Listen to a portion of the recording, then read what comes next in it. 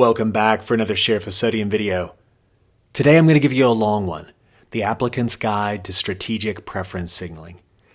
And I'm going to give it to you because preference signaling has become one of the most important determinants of success in residency selection. So if that's the kind of thing you care about, then you're in the right place because you need to know how to approach the strategic decision of how to allocate your signals. And I want to emphasize the word strategic. I mean, there's a lot of things in residency selection that don't require strategy, or if they do, the dominant strategy is obvious. But determining the optimal allocation of your preference signals isn't like that. It requires balancing your own desires with the likely actions of your competitors and considering the likely interpretation of both of your actions by program directors. It demands being honest with yourself, both about what you really want and where you really stand in the universe of applicants. And when you're trying to juggle and counterbalance all these factors that sometimes pull you toward different decisions, it's easy to sometimes feel like you're going in circles. So what I want to do today is give you a methodical, stepwise approach to analyze your own situation and make a value-driven, strategic decision on how best to deploy your signals. But if you're impatient, I've got some bad news for you. I'm going to take my time working through all this to give it the depth that it deserves. This video is for my real ride or dies, and I'm going to start the story where all stories should start, which is the beginning. And if you go back to the beginning of residency selection, there wasn't any preference signaling. Actually, if you go back just a few years, there wasn't any preference signaling. This is not some time-honored tradition that was handed down to us on a stone tablet. It is a recent revision. And so the first thing that we should try to understand before you allocate your preference signals, because understanding this is foundational and it will help you understand why program directors wanted this system and how they're going to use it and interpret your signals, is how did we get here? To answer that, let's take a little trip through time. In the old days, the manner in which an applicant signaled their interest to a certain residency program, you're not going to believe this, but it was in the most adorably quaint and old-fashioned way possible. They just sent an application to that program, and program directors read their applications and decided whom to interview, and that was that. But the reason the system worked was because it was inefficient. It required feeding applications into a typewriter and licking stamps because the whole process was based on paper applications and snail mail. Here, for example, is the paper form that applicants used to apply to residency programs at Vanderbilt in 1994. A system like this, it has built-in friction that constrains the number of programs that applicants can apply to. I mean, the whole thing is so tedious that applicants would only apply to programs that they really wanted to go to and ones where they really thought they had a shot. But that started to change in the mid-1990s with the introduction of the electronic residency application service, and then the transition of that platform a decade later from something that required a floppy disk into a real web-based application similar to what we have today. Because now applying to residency programs became much easier. I mean, almost frictionless. With just a mouse and a credit card, you could apply to as many programs as you wanted. Because, all other things being equal, an applicant who applies to more residency programs gains an advantage over a competitor that applies to fewer, applicants began each year to apply to more and more and more residency programs. Notice here how the number of applications submitted by each U.S. medical graduate doubled from 2007 to 2020. I want you to think about what that means for program directors. And to help you think about it, I'm going to give you some real numbers. For sake of example, I'll take those numbers from the Yale Internal Medicine Residency Program, which has an unusual degree of transparency about their application stats and selection process. Last year, Yale was trying to fill 38 categorical intern positions in the match. To do that, they received a total of 3,980 applications. That works out to 105 applicants per position. Now, lest you think that Yale is an outlier or that these are somehow unusual numbers, they are not. Most residency programs receive around 100 applicants per position. Actually, Yale's a little below average for an internal medicine residency program. The typical IM program in 2022 received 151 applications per position. And the average general surgery program that year received 177 applicants per position. So even though Yale is a big-name program, they're suffering under a pretty typical burden in the era of application fever. But what I want you to think about really is, in practical terms, what that burden looks like for the program director. Let's say Yale's program director wanted to review every application. And because he's a smart guy, he thinks he can speed read every application, the dean's letter, the meaningful experiences, the personal statement, the letter's recommendation, the USMLE transcript, all of it, in just 5 minutes per applicant. How long do you think it's going to take to get through the pile? The answer is 332 hours. In other words, if he sat down at his desk every weekday morning at 9 a.m. and didn't stop reviewing applications, not even once, not to use the potty or have a little snacky or even to do anything for the residents already in the program, he's not even going to look up from his computer screen until the clock strikes 5 p.m., it would still take him over 2 months to go through the applications just once. Now, sure, he could use an automated filter and just invite the applicants with the highest USMLE scores or who made AOA or who went to a top 25 medical school, but there's still a problem with that. The problem is medical students aren't just applying to more programs, they're also interviewing at more programs.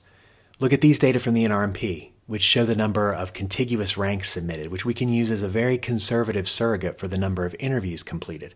Look how that figure has increased over the past 15 years. In 2007, the average applicant completed around 8 interviews. So a perfectly average program had around a 1 in 8 chance of matching a given applicant that they interviewed. But by 2022, that figure was up to almost 14. So if you spend all your time interviewing applicants for whom your program is their 14th interview, your program may still be unfilled. You don't want your program to be the safety for people who, at the end of the day, would rather be at the Brigham or New York Presbyterian or Duke or the University of Michigan. Program directors want the best applicants that they can get, but they need applicants who are actually interested in going there. Which is why, in 2020, a couple of otolaryngology program directors worked to build a system that would allow applicants the opportunity to signal their interest to a limited number of programs in the field. And the rest is history. Nowadays, almost every medical specialty uses preference signaling, but the number and type of signals allowed is variable. So here's what we're looking at for the 2026 match. On one end, you have specialties like orthopaedic surgery and urology and neurosurgery and otolaryngology that allow applicants 25 to 30 signals. On the other end, you have specialties like emergency medicine and pediatrics that allow only 5. And then there are specialties like dermatology, OBGYN, internal medicine, anesthesiology, and radiology that give applicants a limited number of both gold and silver signals. And on top of that, applicants can designate certain geographic regions or physical settings like urban and suburban and rural as being their preferred locations to do their residency. Preference signaling is the single biggest change to the residency selection process since the introduction of ARIS in 1994. And if you think that's hyperbole, let me just show you one last thing. This is the strategic signaling spear.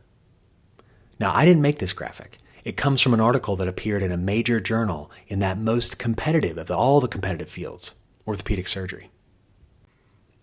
And this graphic, which is labeled Figure 1, didn't just run in any article.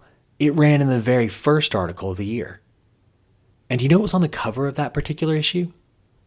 It wasn't a bone, or a cool-looking fracture, or a new piece of orthopedic hardware that was used to piece someone back together after catastrophic injury. It was a stick figure who may not even have any bones, reaching back and preparing to hurl his strategic signaling spear. Now, the authors noted in the figure legend that, quote, the shaft symbolizes the applicant's ability and responsibility to wield and aim the power of the signaling spear, end quote. And you might get the sense that the illustrators here envision this applicant throwing their spear in the directions of programs, right? I mean, he's reaching back and he's chucking that strategic signaling spear toward programs, and maybe he's going to spear one, right? But that's actually not how I see it. I see it like this. That spear is going toward other applicants, because residency selection is a zero-sum game. On match day, some people are going to get the program they want and some won't. Some aren't going to get anything at all. Now, you can argue that preference signaling may increase the quality of matching, or that maybe more applicants might get their number one instead of being lost in the pile. And I think that there are some data to support those arguments.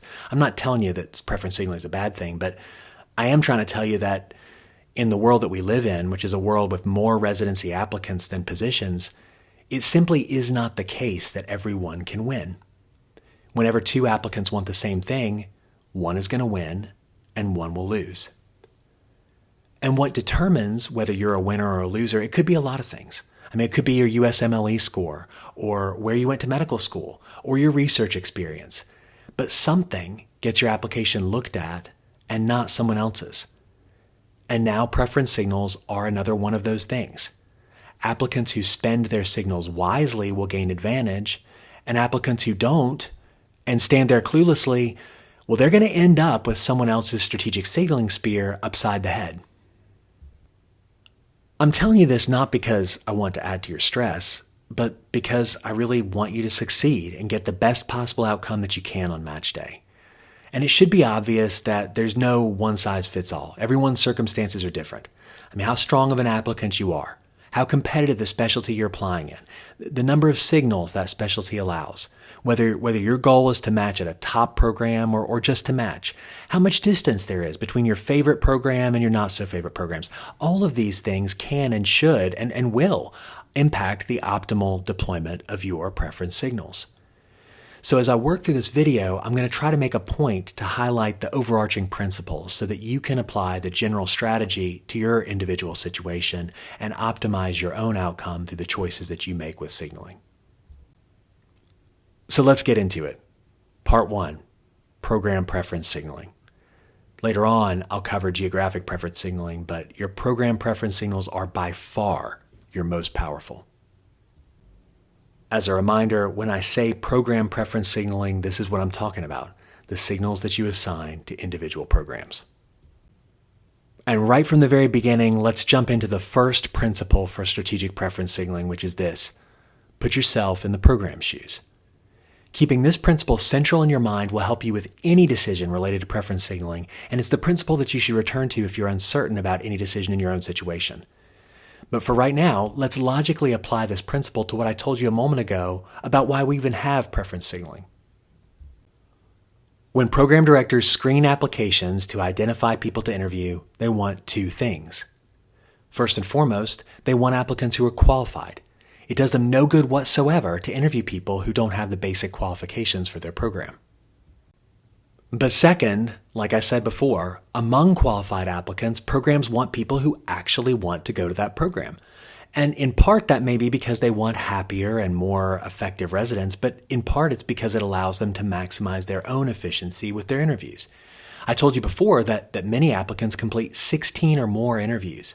But there aren't many programs that have the resources to interview 16 applicants for every single position they're trying to fill. Every minute that program directors and faculty spend interviewing someone who doesn't really want to go there but is interviewing so they have a safety for their safety, they could be doing something else, generating RVUs, cleaning out their email or their Epic in basket, scouring ARIS for applicants who actually might want to attend the program or whatever else. So if we break down the universe of applicants on just two dimensions, qualifications and serious interest, it should be apparent that there are 4 boxes that applicants might end up in. And it should be quite obvious which of these boxes you need to be categorized in if you want to match. It's only applicants in the left upper quadrant, those who are both qualified and appear to have serious interest, that are going to get interviewed. The thing is, although it's pretty easy to get a general sense of an applicant's qualifications from reading their ARIS application, it's often harder to figure out how interested they are really in the program. I mean, what if an applicant's well qualified, but their whole life has been on the West Coast and your program's on the East Coast? I mean, do you interview them or focus your attention on a similarly qualified applicant who's rooted on the East Coast? Or what if an applicant looks too good? I mean, do you take the time to interview them or assume that they're just going to end up at a program with a higher doximity ranking and save yourself some time? In a world infected with application fever, it's hard for programs to know whether an applicant is serious or just clicking boxes on ARIS. And this, of course, is where preference signaling comes in.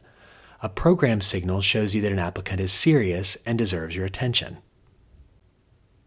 That brings us to our second principle, and that is a signal's value depends on its ability to increase the probability of an interview offer.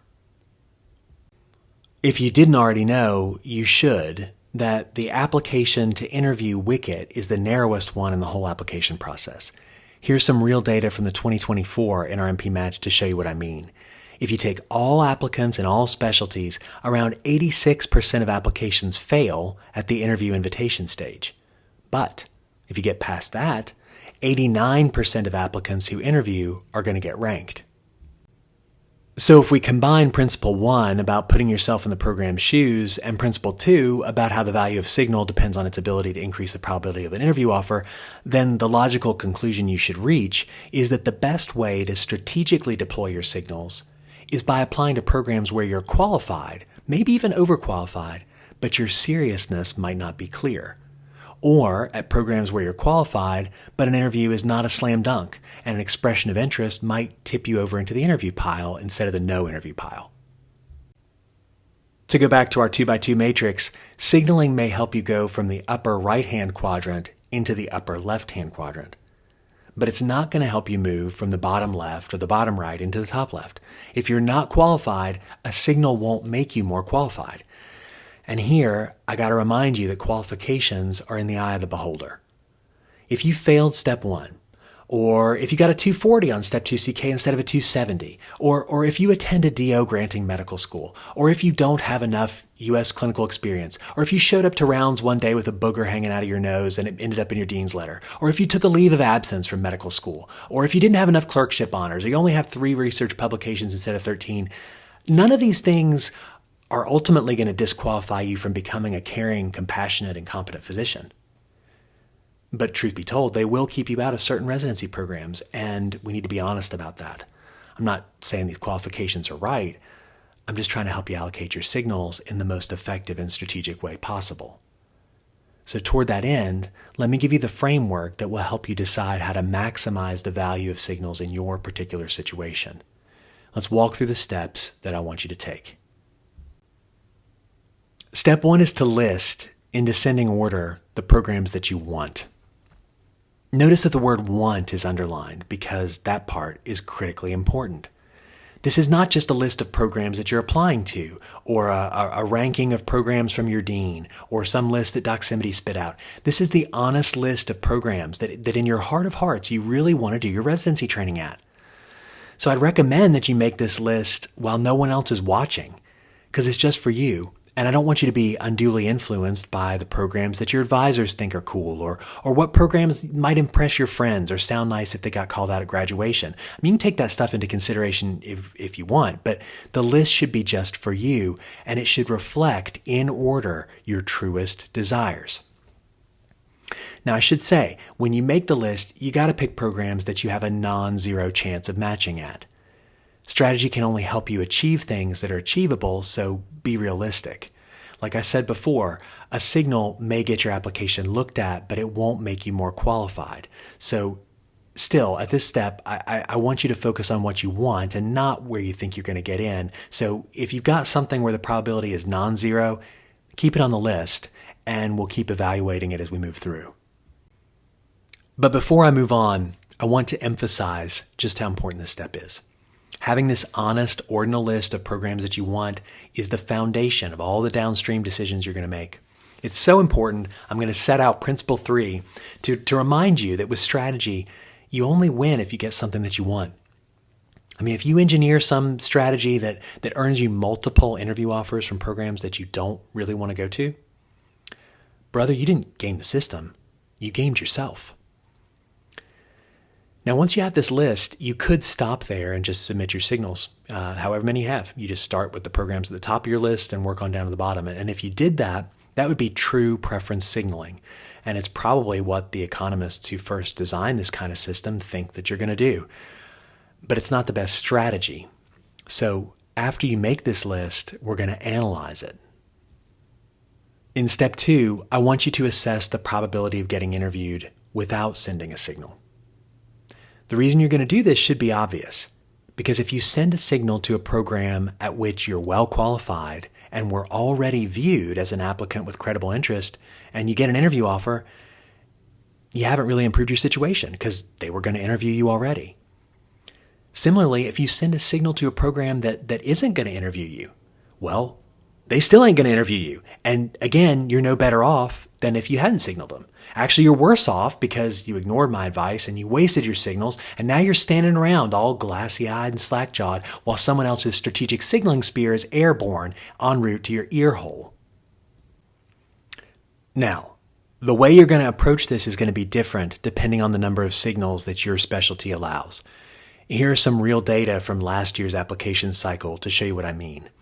What you're looking at is the interview offer rate for the median program in each specialty for the 2024-2025 ARIS application season. The yellow bars show the interview rate for applicants who sent a signal, or if the specialty had a tiered signaling system, then it's a gold signal. The tiered specialties have a silver bar right next to that yellow to show the interview offer rate for applicants who sent a silver signal, and then the blue bars correspond to the interview rate at the median program for applicants who did not send a program signal. So on the far left, you have specialties like child neurology and pediatrics where signaling got you an 83 to 88% rate of return. But even applicants who didn't signal still got interviewed around 40 or 43% of the time. And then on the far right, you have specialties like neurosurgery and orthopaedic surgery where a signal only got you an interview 24 to 31% of the time, which doesn't sound very good until you strain your eyes and look for those corresponding blue bars, and you see that the interview rate, if you didn't signal, was 0 to 1%. Now, I also have listed in the parentheses next to each specialty's name on the x-axis the number of signals that each specialty allowed last year. So what you should see is that there's two things going on here. The height of the yellow bars is mainly a function of how competitive the specialty is. And the height of the blue bars reflects that too, but the interview conversion rate for non-signaled applications is also a function of the number of signals that the specialty allows. Because the more signaled applications that a program receives, the less reason there is to look at applications that aren't signaled. Because I like real data, let's go back and look at that Yale internal medicine example so that you can see how this works out in real life. These are their numbers from last year. Internal medicine applicants last year got 3 gold signals and 12 silver signals. And 9% of Yale's applicant pool sent them a gold signal. 28% of their applicants sent a silver signal, and 63% of applicants sent no signal. So that means that for a program that's trying to fill just 38 categorical positions, they have 358 gold applications and 1,114 silver applications. So how many of those non-signaled applications do you reckon are going to get looked at?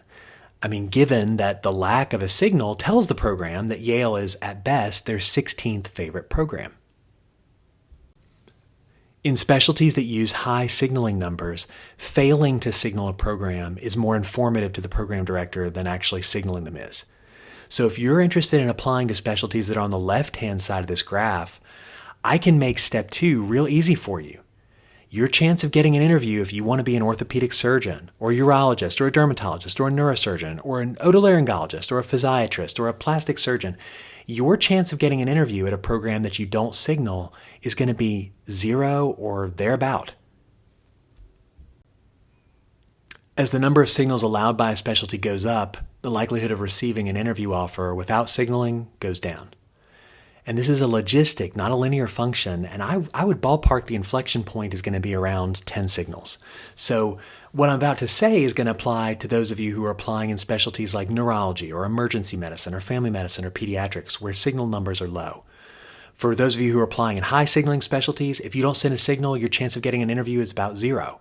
But for those of you in low signaling specialties, what we're going to do is examine your list and evaluate which programs might give you an interview, even if you don't signal them. You might be able to do this just on vibes. Truth be told, I think most applicants actually have good intuition about the programs where they're going to be competitive and programs where they're going to be a reach. So you might be able to come up with a scale like this just by instinct. And if you do, then you already probably know that the sweet spot for strategic preference signaling is going to be in the middle. I mean, if you'd be shocked if you didn't get an interview without sending a signal, you probably shouldn't use up a scarce resource trying to make that very high probability even higher. I mean, unless, of course, you're so in love with the program that you just can't tolerate even a small chance of things going wrong. Now, I do sometimes hear from applicants who push back. They say they can't estimate these probabilities. They say, I have no idea where I'm competitive. And so I'm going to push back on that pushback because I think most applicants do know, or at least they can know. I mean, I know it's trendy to have an Instagram post announcing that you matched at an Ivy League program and then say, never in my wildest dreams did I imagine that I could match at such and such big name program. I mean, all I did was apply here and signal here and do my away rotations here and have my mentors who trained here put in a good word for me. But dreams look so different when you're living them. Hashtag, I'm not crying, you are. Hashtag, grind never stops. And I get it. I understand modesty is polite, but I call BS. I believe that most applicants do know where they're competitive. And if you're struggling with this, let me give you some advice on where to start. First, take the 10,000-foot view. Ask yourself, in the universe of applicants for this specialty, where do you fall? Be honest. Go back to principle 1 and put yourself in the program's shoes. If you were looking at your application, where do you think it fits? You think that it's better than most applicants that they're going to see? Worse than most? About average? I mean, if you don't know, then get some data. Look at Texas Star or NRMP's charting outcomes. Are your USMLE scores higher or lower than the average for that specialty? Do you have more or fewer research items? I mean, where on the bell curve do you think you are? And after you decide what you think, ask your advisors. I mean, what percentile of applicant do they think you are? And then think about the universe of programs in that specialty. Where do you think this particular program is? Is it one of the most famous programs in the field or not? Maybe they've had years where they went unmatched. Take a look at that program's data on AAMC's Residency Explorer. How similar are you to the residents in the program? Or go to the program's webpage. Look at the residents that are already in the program. Do they come from schools like yours? I mean, that may be especially important if you're a DO or international medical graduate because stats don't tell you the whole story when you're talking about a program that's overly concerned about the medical school that's listed next to each of the residents' headshots on the program webpage. You should also go to your school's advising office and request a list of programs to which students from your school have matched or received interview offers over the past 4 or 5 cycles. And while you're there, why don't you ask the student affairs folks, how do they think your profile compares to the typical applicant from your school? Are you average, better than average, below average? Or you can use the applicant spreadsheets that are on Reddit or data on Doximity's Residency Navigator or any other number of resources. You can also use real data because for many specialties, these data are now available. Here, for sake of example, are the top 10 programs in pediatrics, at least according to Doximity's reputation score. And listed next to them are the associated probabilities of an MD applicant getting an interview offer with or without a signal, which I pulled out of AAMC's Residency Explorer. Unsurprisingly, you should notice that the likelihood of getting an interview offer from many of these programs, even with a signal, is significantly lower than at the median program, which was 83%, as you may recall. But you should also notice that the interview conversion rate for unsignaled applications, even at these quote-unquote top programs, is variable. I mean, just in this top 10 list, it ranges from 5 to 35%. So if, let's say, you were interested in doing your training at the Nationwide Children's Hospital at The Ohio State University, but you're a strong applicant, and maybe you went to college in Ohio, or you're from Ohio, or you have some easily identified, credible indicator that you might be seriously interested in being in that place. Well, you might be willing to take your chances with that 31% unsignaled interview conversion rate. Instead, in your situation, you might reasonably decide that you should allocate your signals to a program like Cincinnati Children's, where only 15% of unsignaled applicants get interviewed, but 56% of signaled applicants do. Here are similar data for orthopedic surgery. I'm showing you this for 2 reasons. The first is to drive home the point that I made earlier about how the failure to signal a big signaling specialty is essentially going to rule out your application. Notice that 0% of unsignaled applications are getting interviewed at many of these programs. But the second point that I want to make in showing you these data is that you need to use your head and not just try to use these numbers as a shortcut to replace the thoughtful analysis that you should be doing that I was recommending to you a moment ago. If a program lists a non-zero integer for its rate of interviewing applicants who don't signal, it does not necessarily mean that that number that you see here on the screen is going to approximate your personal probability of getting an interview. It almost certainly overestimates it. In specialties with small signaling numbers, like the pediatrics example we just saw, many or most programs will need to seriously consider applicants who don't signal because they won't receive enough signaled applications, or they won't receive enough high-quality signaled applications to fill their interview schedule. And if a specialty allows 5 or 10 signals, and you look through the pile and you see an applicant that you really like, well, I don't know, maybe make a run at them, and you try to convince them that even though your program wasn't on the top of their list at the start of the season, it should be when it's time to submit their rank order list. But in specialties with big signaling, few program directors are going to just take a deep dive into the non-signaled application just for funsies, and they're going to cast away all the perfectly good little birdies that are sitting right there in their hands to go chasing after birds in the bush. You got to remember when you see these numbers that there are lots of reasons that some applicants get interviewed without a signal. Maybe it's their home program. Maybe they did an away rotation there. Maybe their daddy's the department chair and they saved an interview spot for his special widow boy. There's lots of reasons that a person can receive an interview without signaling, and many of them are not going to be relevant to your estimation of the likelihood that your personal application is going to be plucked from obscurity out of that non-signaled application pile. When you look up these numbers, take them for what they're worth, but understand that your mileage may vary. Even with real data, you will never know the probability of getting an interview offer for sure, but that's okay. You don't have to be precise to make a good strategic decision. I don't want you to skip this step either, even though estimating these probabilities can be difficult. I actually literally want you to write down a number next to each program, and I want you to do that for 2 reasons. The first is to stress test your ultimate decision making. You need to write down a number to see if you're okay with that number. I mean, if it's a program that you really love, or it's the only program that allows you to be with your significant other, or the only one that would allow your in-laws to take care of your baby while you're at work, even seeing a number like 90% might be too low. And your heart will tell you that when you see that written in black and white. And the second reason gets back to what I was saying earlier about the strategic signaling spear. Residency selection is a zero-sum game. Preference signaling will help some applicants win, and it will contribute to others losing, because preference signaling rewards applicants who estimate these probabilities well, and it punishes those who don't. All right, let's review what we've done so far. By this point, we've got a list of programs ranked in the order that you actually want to go to them. And for every program on that list, you've assessed the probability of getting interviewed without sending a signal, which may be 0% in a big signaling specialty. So at this point, when you look at that list, you probably have a pretty good idea of which programs you ought to signal. But before we do that, let's double check our work and fine-tune the list and break any ties by reviewing the list strategically. And there's a couple things that you want to do here. First and foremost, if you're on the fence, zig when others zag. This is a high-value strategy, so I'm going to take a moment to flesh it out. The underlying strategic principle here is to consider the behavior of other applicants, because what other people do with their signals will impact how your signals get interpreted. Once again, let's use some real data, and for now I'll stick with the specialties I showed you a moment ago, pediatrics and orthopedic surgery, which we can use as examples of low and high signaling specialties. Applicants in pediatrics get 5 signals, and there are 251 pediatric programs.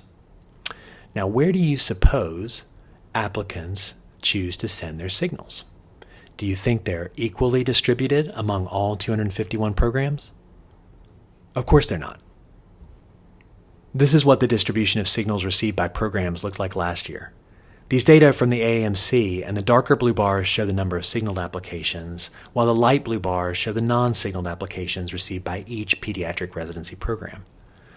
Now, the AAMC anonymizes these data, so we don't know which bar is which individual program, but what I really want you to take note of is just the variation in those dark blue bars. On the left, there are some very popular programs that receive over 500 signals, but when you get to the right-hand side of the graphic, programs may be getting 500 applications, but they're getting nearly 0 signals. Let's next look at orthopedic surgery.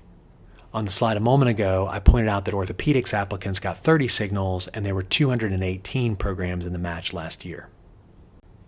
Here's the distribution, which in some ways looks quite different. For one thing, the light blue bars are much smaller because orthopedics is a big signaling specialty and most applicants nowadays know that they're just throwing away their money by indiscriminately applying to programs without a signal. But look at the range on the dark blue bars.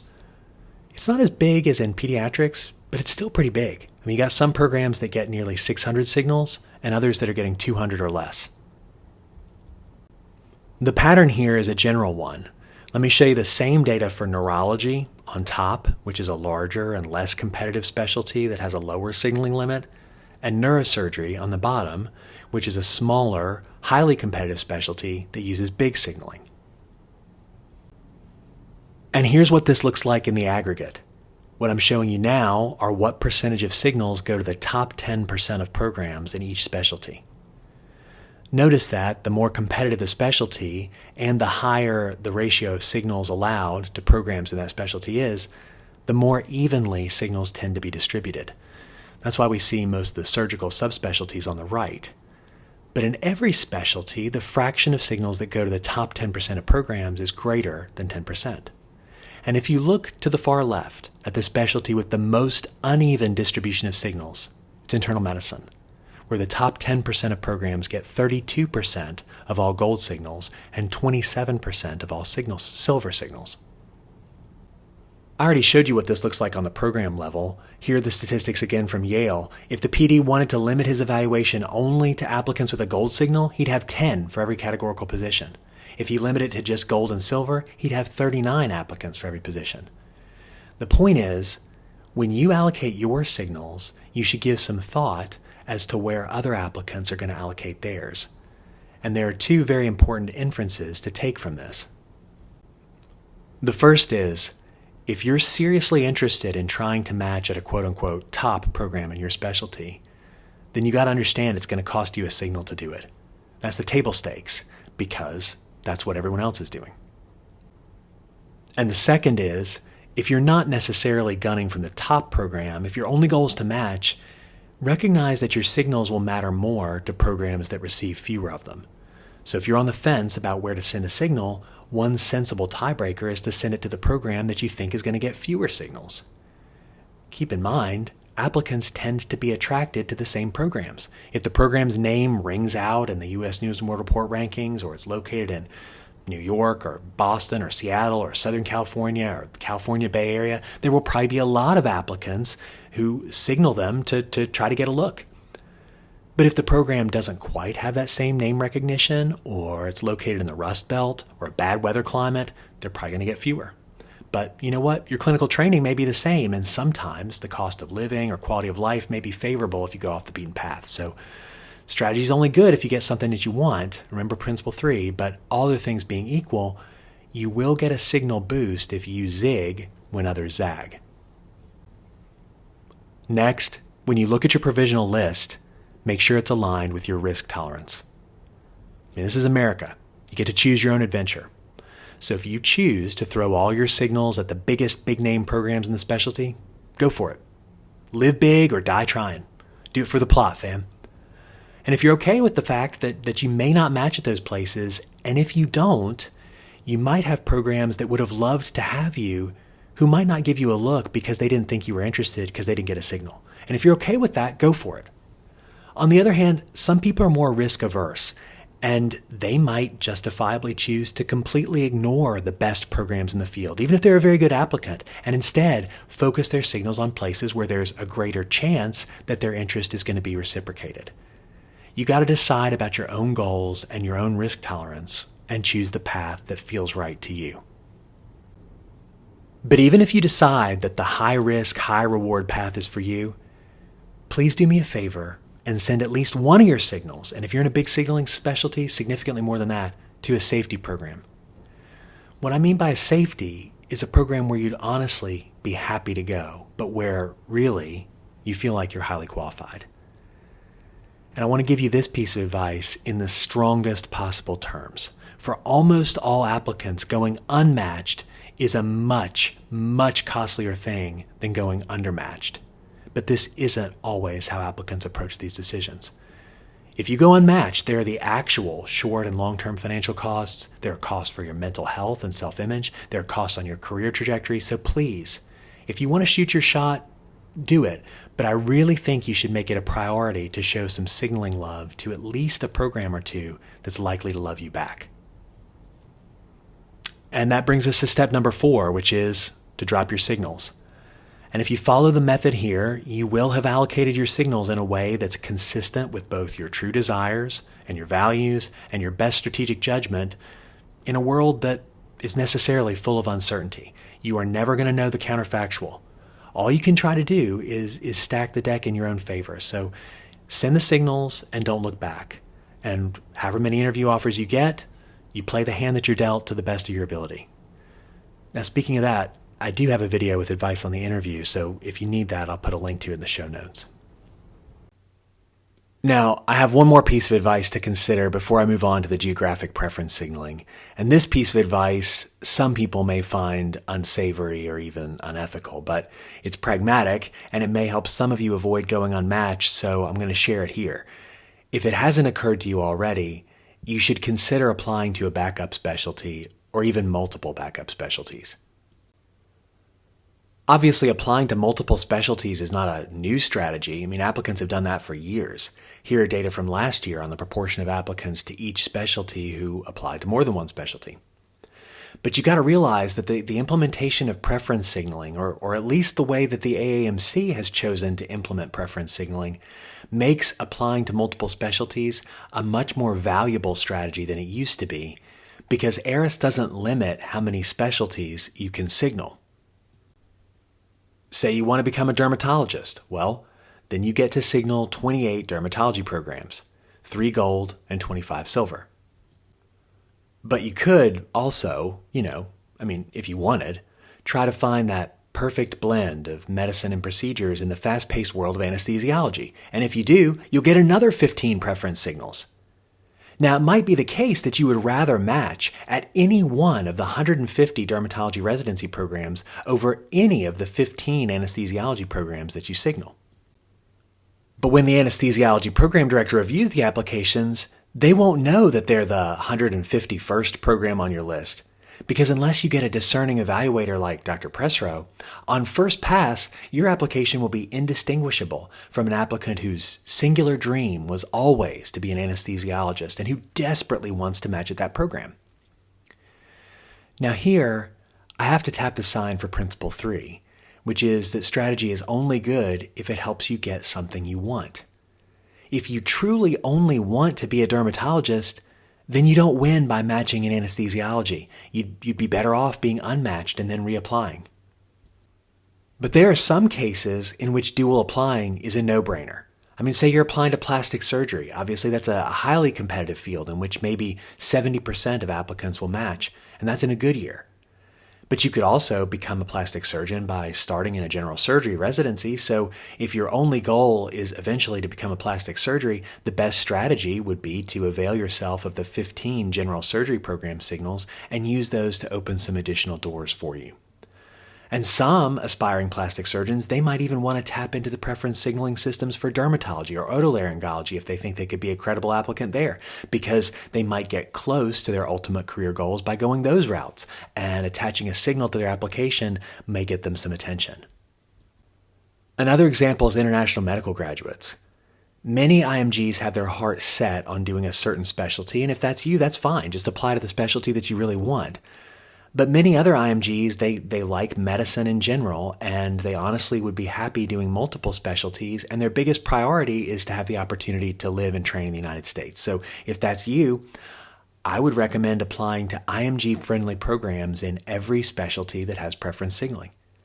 I would almost guarantee that you'll have a higher chance of matching by signal maxing, applying to 15 internal medicine programs, 10 psychiatry programs, 8 neurology programs, 5 programs in emergency medicine, family medicine, pathology, and pediatrics. That would get you 53 programs in all. And if you took care to distribute your signals very carefully to IMG-friendly programs where your application is competitive, I think you'll do way better than the IMGs who are still living in 2019 and just indiscriminately applying to 200 internal medicine programs.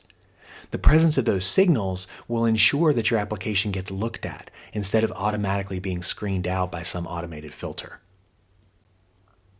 It should go without saying that applying to multiple specialties requires some additional precautions.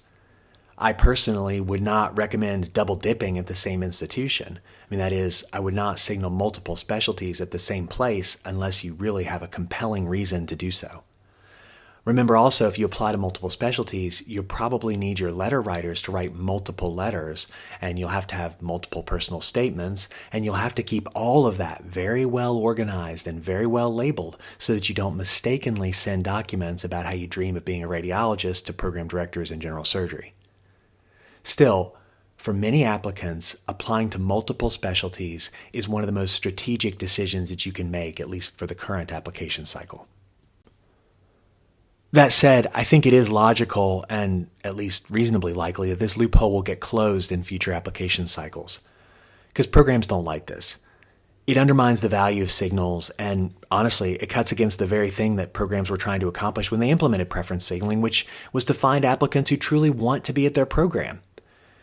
And many applicants don't realize this, but programs know when they've been played, because on match day, they receive from the NRMP a list of all the applicants that they ranked and where those applicants matched. And it may hurt a little bit to see applicants that you thought you were going to get end up at a competitor program, but it's a real gut punch to see that they matched in another specialty altogether. And of course, this also disadvantages applicants who really in their heart just want one specialty and they don't dual apply, and they end up getting overlooked because of applicants that were applying to backup specialties. So I think that ARIS will eventually change this in future cycles.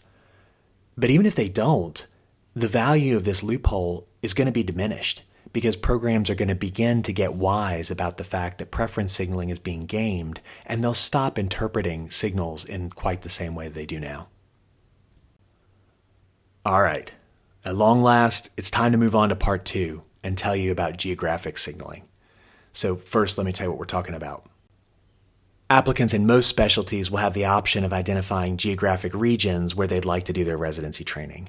The United States gets broken down into 12 regions, which are based on U.S. Census Bureau regions. And if you want, you can pick up to 3 of them as regions of interest and tell program directors that you'd really like to train there and explain why.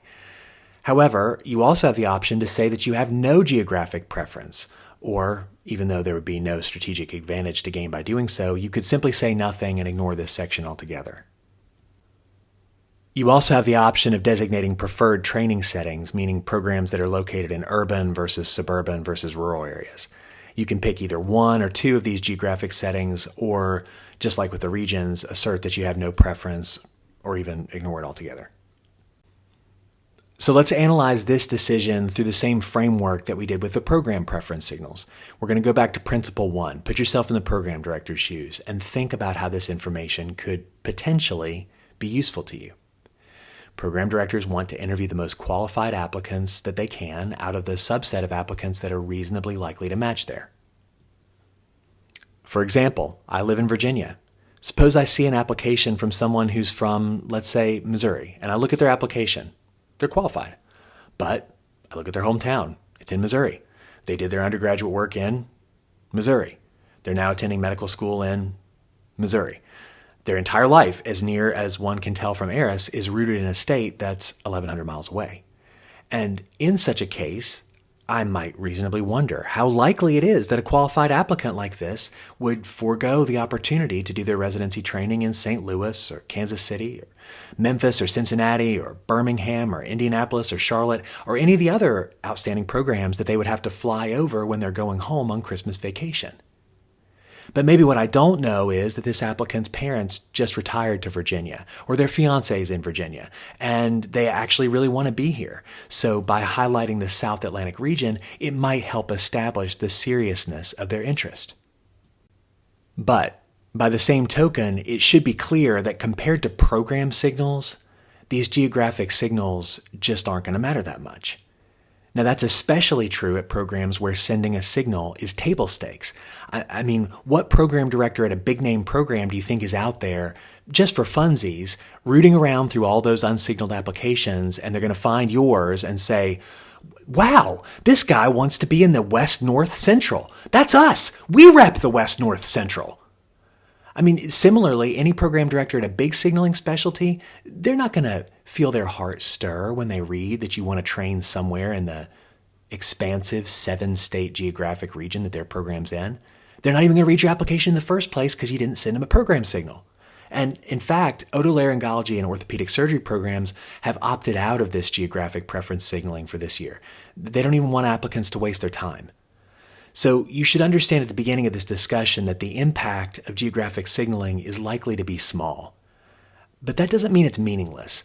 So for applicants who are applying in low signal number specialties, it could tip the odds in your favor and get you an extra interview or two. So I want to show you how to use these signals strategically. First, though, you should understand what program directors actually see when you use these signals. Suppose you're an applicant who actually wants to be in Virginia and you want to share that with residency programs. So you identify the South Atlantic geographic region and programs see that that's your desire. Or suppose you're an applicant who really wants to be in Florida. You also would identify the South Atlantic region and you would look just the same to a program director in Virginia, even though you actually would prefer to do your residency training in a state that's 600 miles away. Or suppose you have no geographic preference and you decide to share that with programs. Well, then programs in Virginia and everywhere else will see that assertion that you have no division preference. But notice that that's different than what they see if you're from California and your true desire is to be as close to California as possible for your residency training. In that case, since you can only signal 3 geographic divisions, you might signal the Pacific West and then the Mountain West and then the West South Central. But if you apply to programs outside those regions, then the programs are going to see nothing. By seeing nothing, programs still learn something about the applicant's desires. I mean, when you see that, you can infer that the applicant would prefer to train in at least 3 multi-state geographic regions over the place where their program is located. And some programs will make a negative inference when you give them that information. Now, the final possibility, of course, is that an applicant just says nothing and opts out of the geographic preference signaling altogether, and it should be clear that that's the worst choice. I mean, it's a dominated strategy because you will look like an applicant who doesn't want to be in that region to anyone who actually cares about this kind of thing. So please don't do this. Really, the only strategic decision to make is whether you identify geographic regions or say that you have no division preference. So let's take a close look at that decision. You should begin by examining the regions in which your program signaled programs are located. If you look at your signaled program list and all the programs that you're interested in fit neatly into 3 or fewer ARIS regions, then your best strategy is pretty easy. You should signal those regions. But if you can't wrap up all your programs in 3 regions, then you got a decision to make. And as always, that decision is going to be best informed by some real data. For sake of example, let me start with some data from a specialty that I haven't talked about much today, emergency medicine. Here are the data from the AMC that show what interview rates look like at the median program in last year's application cycle, and it's broken down by educational background and geographic preference signal. So you can see that for MD applicants whose geographic preferences were aligned with the program, meaning they identified a geographic region and that program was in the region, well, 54% of such applicants got invited to interview. That's the green bar that you see on the left. If the same MD applicant said that they had no geographic preference, that's the yellow bar, then they got interview offers 32% of the time. So not as good as if their preferences were aligned with the location of the program, but still better than if they signaled 3 other regions because only 24% of such applicants got interview offers. That's the red bar. And you can see that this general pattern holds for DO and IMG applicants, but notice that the interview conversion rates are lower. This general pattern holds for other specialties too. Here are the data for internal medicine, again broken down by educational background, MD, DO, and IMG. Notice that there's an interview invitation advantage at programs that are in a region that you signal. and there's a penalty at programs when you've signaled other regions, and saying no preference puts you in between those probabilities. But what you should notice is that there's a bigger boost when signals are aligned than there is a penalty when they're not. And actually, for IMGs, there doesn't appear to be a boost from saying no geographic preference. At the median program, the interview rate is the same as it is for applicants who had a different geographic preference. I'll show you one more. Here are the same data for general surgery. It's essentially the same as medicine. The drop-off between the green and yellow bars is steeper than the drop from yellow to red. And once again, for IMGs at least, although there's a little boost for having aligned geographic preferences, there's no difference between saying that you have no geographic preference and having a geographic preference that's outside of the program's region. Now, you should understand these are observational data and they have some inherent limitations, but if we take them at face value, what I think it means for you is this. If you're a DO or MD applicant and all your programs don't fit neatly into 3 geographic regions, then you need to look carefully at the programs that fall outside those regions. How many are there? And think carefully about if they're programs that you really care about or not. Because what you've got to decide is whether you're going to benefit more from the small boost of having your geographic preferences aligned, or whether you might lose more from the penalty of them being misaligned. And the best decision will depend on your particular situation, but in general, and keeping in mind that we're talking about something that's only going to move the needle on the very margins of the application process, I think most applicants would be better off to identify geographic regions. And I think that's even more true for international medical graduates. Like we just saw, interview rates at the median program in internal medicine and general surgery are the same for applicants who say they have no geographic preference and for those who apply to programs that are outside the 3 geographic regions that they signal. And I'll go ahead and tell you the same thing is true for international medical graduates in family medicine and pediatrics too. What's interesting to me about that is that in most specialties, IMGs are the applicant group that's most likely to say that they have no geographic preference. Here are the data from last year showing the proportion of applicants who reported having no geographic preference by specialty. IMGs are the yellow bars. You honestly may have no geographic preference, but I'm not sure that saying so is the best strategy. So, in fact, I think identifying geographic preferences is probably a good strategic decision for most applicants who don't actually have geographic preferences. Let me show you what I mean. First, let me show you that all geographic regions are not created equally. Residency programs are not evenly distributed among them. Here are what the regions look like for OBGYN programs. Almost a quarter of all programs are located in the so-called Middle Atlantic region, which includes New York, Pennsylvania, and New Jersey. If you add the South Atlantic and the East North Central, which is what I might call the Great Lakes region, then you could signal 3 regions, and those regions would contain 61% of all OBGYN programs. A second thing to consider is that these regions are not equally appealing to applicants. I'll switch now to psychiatry, and just like in OBGYN, the lion's share of programs are in the Middle Atlantic, South Atlantic, and East, North, Central, or Great Lakes regions. Those are the green, orange, and light blue on the map. But now at the bottom in the bars, I'm showing you 2 things. The solid bars are the proportion of applicants who express a preference for that geographic region, and the gray bar next to it represents the percentage of programs that are in that region. And what you'll notice is that some areas are oversubscribed. Look at the Pacific West or New England.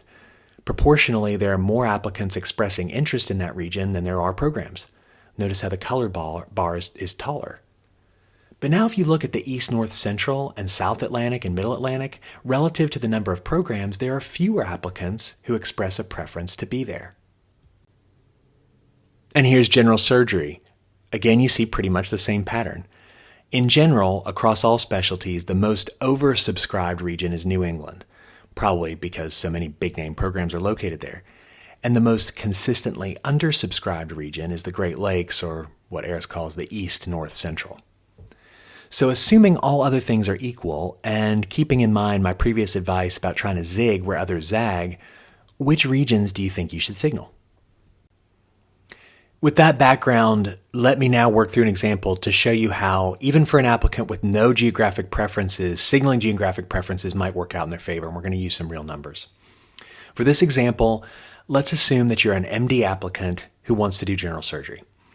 And you look at this big, beautiful country of ours that's just chock full of ARIS regions, and you honestly don't care about any of them. What you care about more than anything is becoming a general surgeon. And you don't really care if you get the opportunity to train near your friends and family, or in Tennessee, or in BFE.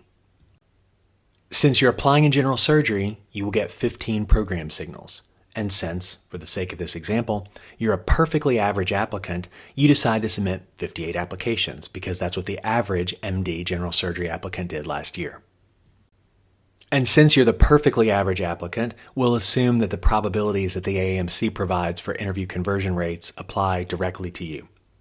So for your 15 signaled programs, we'll expect that 37% of them will invite you to interview. And since you don't really care where you train, you get a choice of how you want to put your geographic signals. And for the first part of this example, we'll assume that you decide to signal no geographic preference. So you're going to get interview offers from 11% of the rest of the programs that you apply to. So if we do the math, you'll get 5.55 interviews from your signaled programs and another 4.73 interviews from your non-signaled programs, which would mean that you had 10.28 interviews. But since it's kind of hard to do 0.28 of an interview, let's call it 10. And 10 interviews is pretty good. According to NRMP charting outcomes data, an MD applicant who interviews at 10 programs and submits 10 contiguous ranks in general surgery has around an 86% chance of being matched, which would put you right at the average match rate for an MD student in general surgery. But now, let's assume that this same perfectly average applicant who doesn't really care where he trains decides to be a little bit more strategic. And instead of applying all over the country, he decides to limit his applications to the 3 regions where there are the greatest number of programs at which his application will be competitive, and he only submits applications there.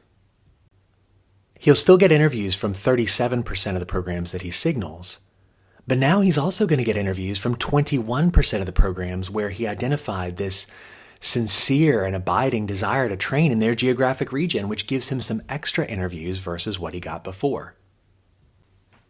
Because of that, he ends up with 15 interviews. And again, if we use charting outcomes data, the type of general surgery applicant who does this many interviews and submits this many ranks matches around 94% of the time. That would be a significant improvement on the 86% previously. So you can see how loading up all of your signaling into 3 regions may be a dominant strategy for many applicants who don't have a geographic preference and are applying in a specialty where it's realistic to assume that they'll get some interviews from non-signaled programs. Now, there is one other thing to think about, one other thing that I haven't mentioned, which is that you don't just have the chance to signal regions, you're also invited to provide an explanation for why you're signaling that region. And when you're crafting these descriptions, there are 2 things you should keep in mind.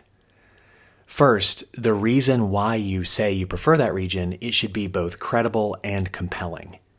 One common reason that applicants cite for wanting to be in a particular geographic region is because they're from there or they have family there. And saying that you grew up in a particular place or that you want to be near your parents or your significant other, those are very credible and compelling explanations of your desire to do your residency in a certain region. But signaling the Pacific West because you've always seen yourself as a West Coast person or because your second cousin was once in the Navy and was briefly stationed in San Diego, that is not as persuasive. Second, you want your explanations to be broadly applicable to all the programs to which you've applied to in that region. And that may be hard because the regions are broad and they don't always conform to a logical, cultural, or physical geography. The South Atlantic region, like I said before, stretches all the way from Florida to Virginia. So I frequently see applications that provide hyper-specific reasons for being in Florida, talking about how their parents just retired to Fort Lauderdale or the Sunshine State is where it all got started for them and now they're coming home. And I'm not sure that these kind of hyper-specific reasons open additional doors for you in Florida. But they might end up detracting from the value that the signal would have had at other programs in that region because now those programs know that you're not talking about them. So tone it down just a little bit to keep it broadly applicable and keep those doors open. You want this to be like a horoscope or a mirror that all programs can see themselves in. That said, you got to work with what you got. If you're just signaling a region for pure strategy, you may not have a good reason to say why you're applying there, or at least not a reason that will withstand scrutiny. You can say that you envision yourself practicing in the Midwest or Great Plains when you're done with training, and those are good reasons. That may catch some programs' eyes, but you would want to be comfortable during your interview backing that up and fleshing it out a bit. And if that's too intimidating, then I think in that case it may make sense for you to fall back on the no geographic preference thing, because then you can assert in the description that your only goal in residency training is to acquire the highest quality training, and the program environment matters more to you than the physical setting. All right, that leaves me with just the urban, suburban, rural settings to discuss, but I'm not going to say very much about them because they matter even less than the geographic regions, and at most programs I would say that they do not matter at all, not one bit. Still, I would approach this with the same logic that we used before. In matter of fact, most residency programs are located in urban or suburban areas. So if all the programs that you're applying to are in those settings, there's not really any reason to not identify them. You get to choose 2 out of 3. At the same time, if you're someone who's seriously interested in training in a rural area, the one situation in which I could conceivably imagine that this information could move the needle is by highlighting that, because most applicants are not interested in being in rural areas. So just be careful that you aren't applying to a bunch of urban programs also, because then highlighting this might make your candidacy appear less credible. And if you're in doubt, then just say that you have no preference because you're interested in the clinical training, the mentorship, the academic opportunities, etc., and you believe that the individual program matters more than its physical setting. And now, I've been going for a while and I could be done, but before I close, I feel like I need to quickly address a couple of frequently asked questions, one of which is, do I have to signal my home institution or away rotations? And the answer is yes. Probably. The AAMC's official recommendation to programs is that they should require all applicants to signal due to equity concerns, because it means if you go to a medical school that happens to have a residency program in your specialty and they don't make you signal, you effectively get an extra signal compared to an applicant who goes to a medical school that doesn't have a home program. Or if you do an extra away rotation, you effectively buy another signal if that program doesn't make you signal. But in reality, your home program and the programs where you do your away rotations, they already know you're interested. So getting a signal honestly doesn't tell them anything more that they didn't already know. So you may actually have program directors who tell you not to signal them. And if a program director tells you not to signal them, either because they like you and they're going to interview you and they're just trying to do you a solid by saving you a signal, or because you proved yourself on your away rotation to be an incompetent chud and they weren't going to interview you even if you sent them a platinum signal, either way, I would take them at their word. Now, I should say there is one specialty that has openly rejected the AAMC's guidance on this topic, and that is emergency medicine. So if you're applying in emergency medicine, you do not need to signal your home institution or your away rotations. But for everyone else, the default is signal unless you're told otherwise. Next, how do I approach signaling if I'm couples matching? I've gotten several messages about this just over the past week, and most of them boil down to a single strategic decision, which is, should couples send their preference signals to the same programs or to different programs? I mean, you can see the potential strategic appeal of doing this. I mean, suppose one partner is applying in anesthesiology and the other's in diagnostic radiology. I mean, both of those are competitive fields and matching is not assured, and both applicants get 15 signals. So maybe it would be advantageous for each person to send their 15 signals to a different set of programs, because then when one person gets an application or an interview invitation, they could go back to the program and say, hey, you know, I'm couples matching, and maybe they can work out a backdoor interview invitation for their partner. I wouldn't do this for 2 reasons. The first is that program directors don't like it. Here's an editorial that one anesthesiology program director wrote in JGME where he points out how this devalues the meaning of a signal and potentially allows some applicants to get an unfair advantage. So it doesn't look good. And after all, the intent of having a couples matching mechanism is to compassionately give applicants a way that they can be with their partner. So when applicants allocate their preference signals in a way that suggests they're not really trying to do that, it will rub some program directors the wrong way. Now, obviously, because of the fact that different specialties have different signal limits, many couples are going to end up with some programs where only one partner can send a signal. And I think that's okay. I mean, at the very least, it's inevitable, so all you can do is play it out the best you can. In this kind of scenario, you should go through the analysis that I mentioned before about assessing the likelihood of getting an interview without a signal, and those with the highest probability will be the ones that don't get a signal from the partner who has fewer signals to spend. But let me get back to the second reason why I don't think you should do this, which is something more fundamental that actually applies to a lot of other applicants outside of couples matching. And that is that one of the most pernicious mistakes that you can make as an applicant is to assume that the match is simply a numbers game. It's not. And if somehow you've mistakenly gotten that impression from me in this video because I like to show you real data, let me disavow it right now and give you one final and very important piece of advice. Because there's a lot of mythology that gets built up in online forums and a lot of bad advice that gets given out by deans that tell applicants that in order to match, you have to apply to X number of programs or you have to receive Y number of interviews. You don't. There is no magic number of applications or interviews where suddenly once you hit that threshold, it tells the operating system to unlock the match loot box.